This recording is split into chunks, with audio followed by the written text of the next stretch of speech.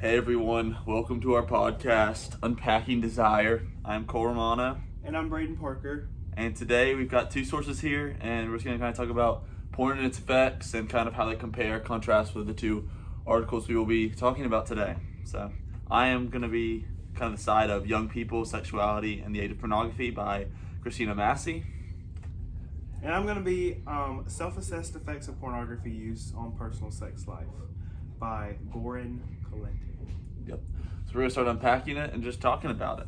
So, Christina talks about how the majority of males, like 62.7% of this study, responded positively about pornography, saying it was stimulating, cool, exciting, and like the boys and young men reported that it was curiosity and for education that they wanted to research porn in the first place and really got into it. So, my question for you, Braden, is: do you think that it seems to be a pretty normal thing? Do you think maybe there's a lack of education in our school systems or by the parents that caused them to kind of seek out pornography in this way? I think there's definitely a lack of education in both areas, whether it be at home or at school. I don't think necessarily schools should have to address those topics in such depth, because I feel like they should be addressed at home. Because I think, like, obviously, as a kid, you trust your parents, and I think the way that that's portrayed to that child is definitely going to be a reflection of their home, whether it be like they were introduced to it in a in-depth way, or introduced to it in a not so in-depth way. Right. Yeah, that makes sense. I agree. Yeah. According to my source, she talks. Is this a man? It's I word a think it's man. a man. It's a man. Yeah. My bad.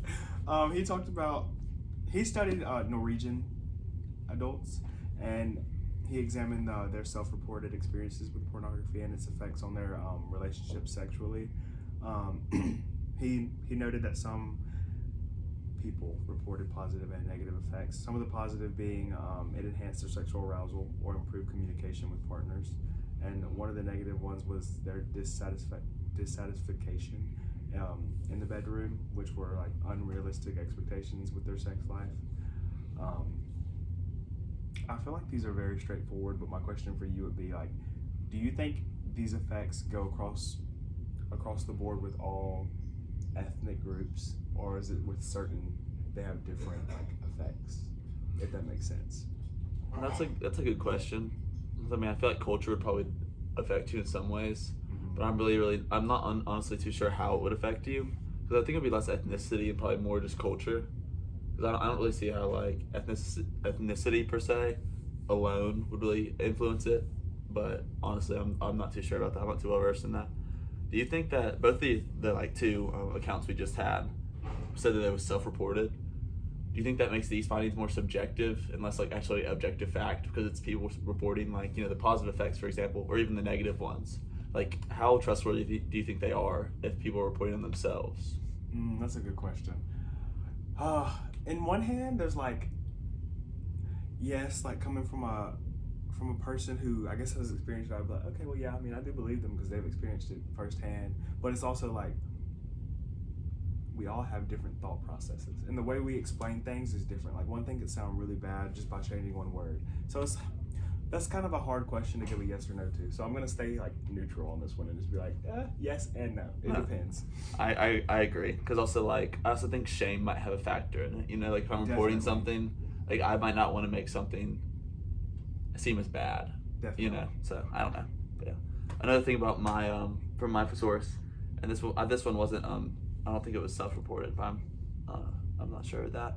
But they said that viewing pornography has been linked to sexual risk-taking for both young males and females. So like examples of this would be, because like after watching pornography and like an immense amount of it, there were risks such as they were more likely not to use condoms, or they would do more likely to participate in group sex, or the use of drugs and alcohol during sex, like enhance or whatever.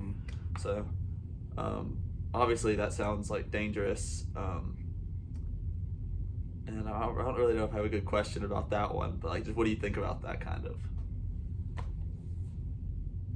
Oh, obviously hearing that's pretty like, That's tough. My goodness, those are a lot of like dangerous things, especially when you mix like drugs and alcohol and that type of thing. Like you're just asking for like something you didn't plan. Yeah, 100%. If that makes sense. Yeah. So I just would say, definitely when you dabble with these things outside of the will of God, there's so many ways that can be messed up, and there's so many ways that can be distorted. So that's just a dangerous territory, and I know I'm not giving advice, but stay away from that. Yeah, there's a lot of dangers there, definitely. That was my turn. Another thing my source talked about was the gender differences, and it was saying how men were more likely to report positive effects on their sexual lives, while women tended to report negative or neutral effects. Which, reading this, that's very interesting, because I wonder why. Like, I would love to dig more into that, of why men say it's more positive and women say it's more negative. Yeah, and that's really weird to me. Like, I know you're just kind of thrown into this, so you haven't been researching it much lately, but like I've been doing a lot of research on this stuff, and a lot of the things say the opposite thing, which is weird about that source. And I wonder if it's the self-reporting that makes that different, because like I know that at least from other sources, they've told me that women, or it's a lot less likely to affect women in a negative way than it is to affect men in a really negative way. Like, more aggression is from men, and that's not usually going to happen with women. So a lot of it says it's safer for women to digest or ingest pornography than for men to. So I wonder if that self-reporting almost like shows that maybe it's that men just don't see a problem with it, so they're like kind of have. So they just keep going. Yeah, keep going, while women might have maybe put the brakes on it more. But I'm not sure. That's just a hypothesis. That makes sense. I don't know. I like it. It. It's very interesting.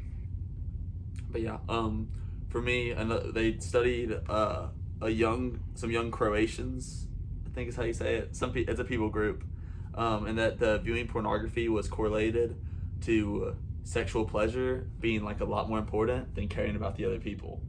So like during their like sexual experiences, they cared more about pleasing themselves and didn't really worry about what was happening to the other person during that process. What do you think about that? Oh, I think that's wrong. I think that's wrong only because, like, if I'm trying to tie this into, like, okay, obviously I'm a Christian, so right. all of my views are going to be through the lens of that. This act was never meant to be, oops, my case is off. This case is never, You're good. This act was never meant to be a selfish act. It is supposed to be something where, like, both you and your partner can come together and be one, and like obviously learn more about each other in that season of life, I guess. But if you're doing it just to like please yourself, then I mean, not to be brutal here, but like as a man, I can please myself right now by myself. That's no fun. Like I'm just saying. Yeah.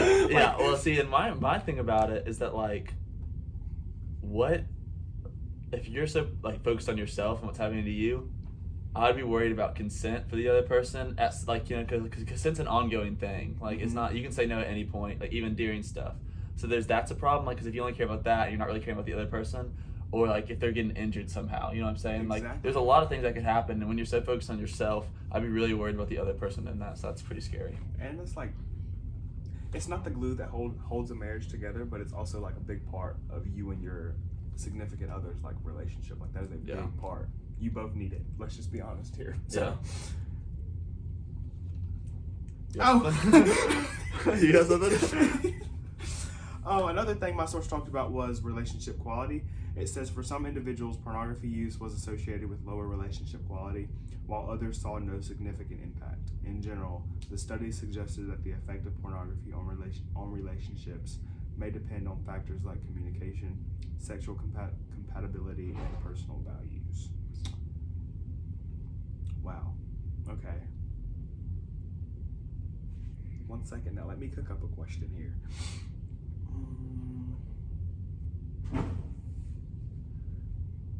It's confusing to me because this last line, when it says the study suggests that effect of pornography on relationships may depend on factors like communication. That line right there confuses me because I'm like, how would the effect of you watching pornography depend on factors like your communication? I think I can answer that a little bit because I've read the source and there's kind of more cliff notes. What it's saying, I think, is that like if you're hiding pornography use from your partner, let's say like your wife, if it's a marriage, then there's hurt in there, and also like you're doing something almost against her will. But if it's, I think what it's saying is if something's like talked about and it's like, hey, I want to watch pornography for ideas or like education or something else. I think it's like the secrecy versus like it being in the open, like an open use of it. I think is what makes the difference, because it's like less strife. And if it's agreed on, like it's saying, I think a lot of the effects on a relationship, not even on someone's body, but on their relationship, depends on how it's being brought up and whether it's discussed, agreed upon in the relationship. That makes sense. Okay. Yeah. But yeah.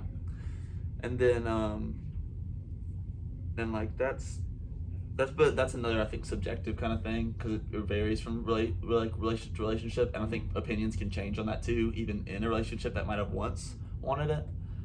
But yeah.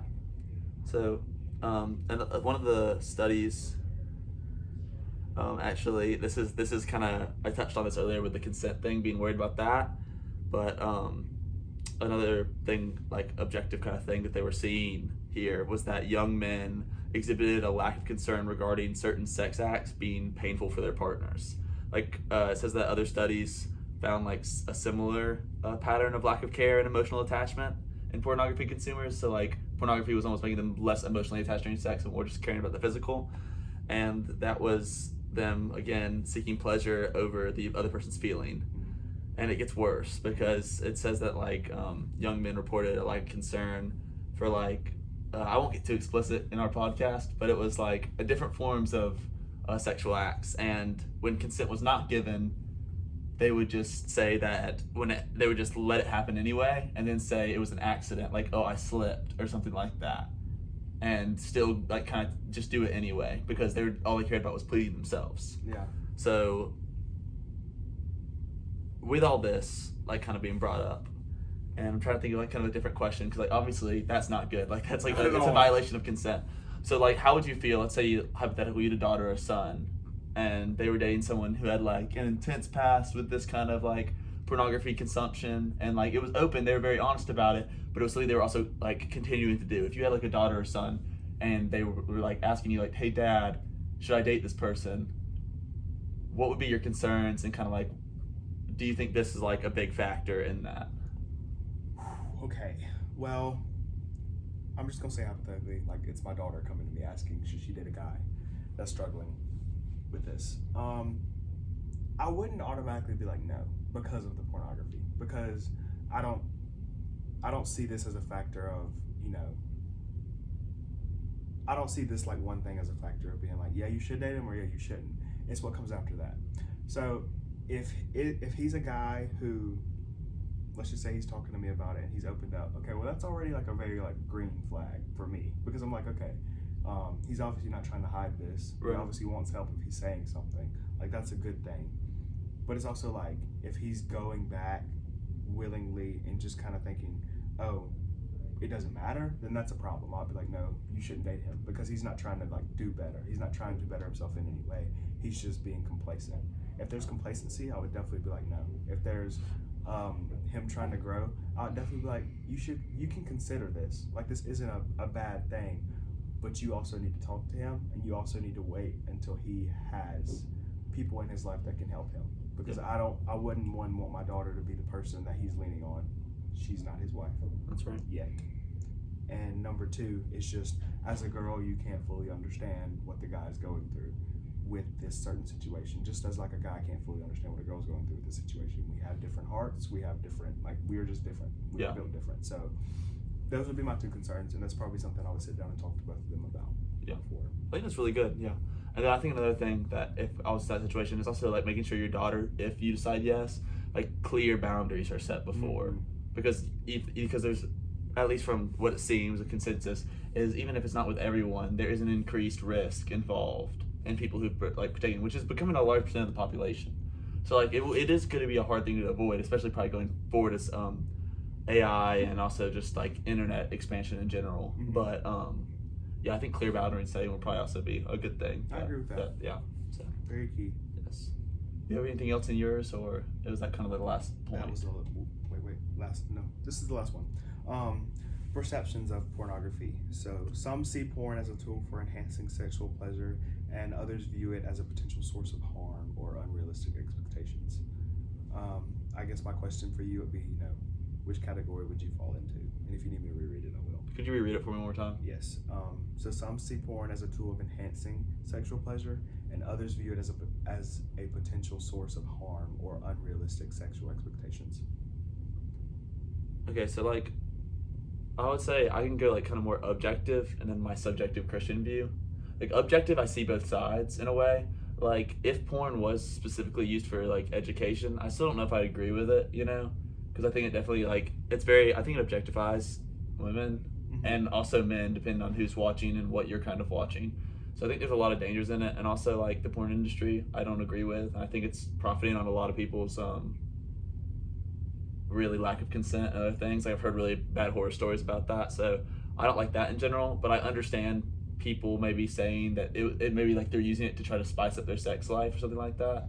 I could understand, I guess. But just like my overall and more subjective thing would probably be like, I think it's probably just going to cause a lot more harm in a relationship and hurt. Because I think it's almost like you're searching for something that your wife or significant other doesn't have. And I think I'm a little uncomfortable with it, and I'm sure a lot of people are. So I feel like even if it's like kind of ignored in the start, I feel like there's a good chance it'll become a problem later. And I don't think that I don't think that anything that you could reap from it that was good is gonna outweigh any of the bad from it. So that would be my probably personal opinion on that. So more subjective, but yeah. I think our sources, and I think I've got maybe one more thing to say about this, but it seems like our sources agree kind of in some ways, but your source especially, mine seems to be more of just a negative view on it, while yours is kind of a mix, like people reporting both things. So I think our sources are kind of agreeing kind of on the negative, while mine's a little more extreme, but yours has a lot more positive than mine does. Yeah, so that's very interesting. And this is the last thing I have here is that like pornography, it was like talking about how it can be used in the grooming process. Like people showing it like, like, oh, hey, look at this. Like, people don't know what's going on, but it's almost like used to coerce people into going farther than they want. You know what I'm saying? Like, almost trying to normalize it. Like when someone like showing it to someone, so they almost like, even if it starts as a joke, so that like it kind of coerces them later to kind of thinking this is normal. And like that's another potential danger of it. And I think I don't really have any questions to ask, because I feel like the parent one kind of hit the nail on the head with that one, like kind of the danger there. Like you wouldn't want your boy, the significant other of your child, or even of you in your dating life, to be like showing you something, because even without you knowing it, it could be kind of almost changing, because like the whole grooming process, to what I know about it, which I don't know much, isn't like the people or kids or even just kind of naive to what's going on, if they don't understand. So I think it's just a lot of danger there, and I don't really know much about it. But what do you think? Ooh, ask me that question one more time. I don't really know what I'm asking there. I'm just saying that like, I think the like thing is that it's just there's a lot of danger involved in it. It seems, at least from this source, and that's what the source is highlighting, that grooming's another danger and just things like that. So. Yeah, I mean, I fully agree with that. I don't think we're talking about just pornography, right? The danger in pornography. Yeah, pornography, and also this was saying pornography used as a tool to groom. I mean, I can agree with that, because I mean, when you think about it, there's nothing good that can come from you watching two others have an act that's like supposed to be sacred for them. Like there's just no good that can come from that, and yeah, there's just, I mean, I'll just leave it at that. There's just no good that can come from that at all. I see what you're saying. Yeah. I would say, as like kind of like finishing this up, maybe like if we could wrap it up, what would your major takeaway be? And then I'll kind of give my major takeaway.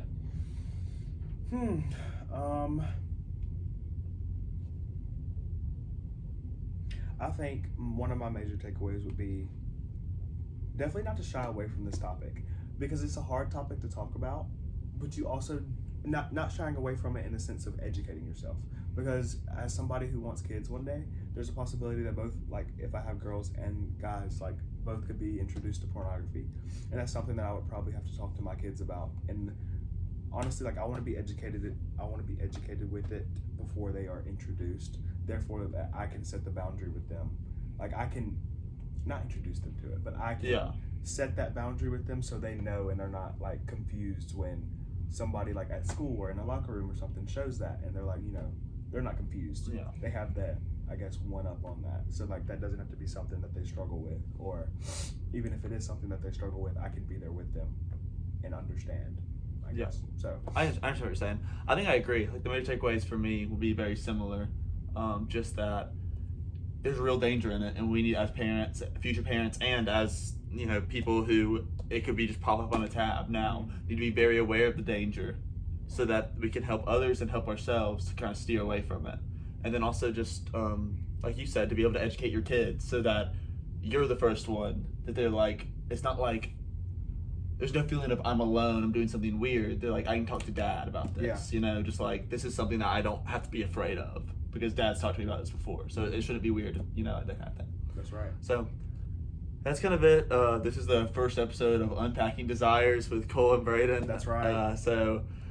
But thanks for watching our little podcast, and see you next week. Tune in next week.